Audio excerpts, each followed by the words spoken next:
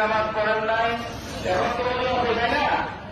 তারা ফজরের 2 রাকাত ফরজ নামাজ পড়ে, তারপরে নামাজ পড়বো। বসে আল্লাহ কাবিরা বসেন, যারা ফজরের নামাজ পড়েন নাই, আল্লাহ আজকে 2 রাকাত ফরজ নামাজ পড়েন, তারপর নামাজ পড়বো। বসেন, যারা ফজর পড়ছেন তারা বসেন, আর যারা ফজর পড়েন নাই 2 রাকাত ফরজ পড়েন। আরো বসেন, আরো বসেন, যারা ফজর পড়েন না ফজর পড়ে থাকে।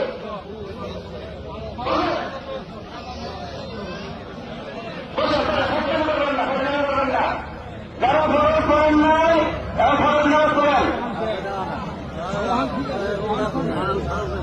বসে ফরজ করে অসুবিধা নেই। আমরা আল্লাহর কাছে